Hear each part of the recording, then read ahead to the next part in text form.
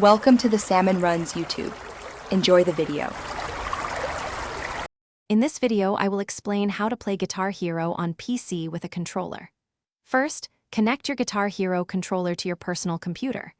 Many controllers use a USB adapter, while others might connect via Bluetooth.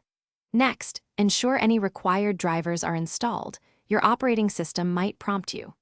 Finally, download and install your chosen Guitar Hero game or emulator, such as Clone Hero, to begin your rock journey.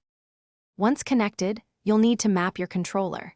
Navigate to the game's controller settings or use a dedicated mapping program. Carefully assign each guitar button, the strum bar, and the whammy bar to their correct in-game functions. This step is crucial for accurate gameplay. After mapping, always test your assignments in a practice session to confirm everything responds precisely as it should. To enhance your Guitar Hero experience, optimize your settings.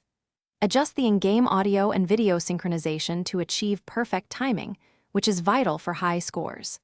For the best responsiveness, consider using a wired connection for your controller, as this can significantly reduce input lag.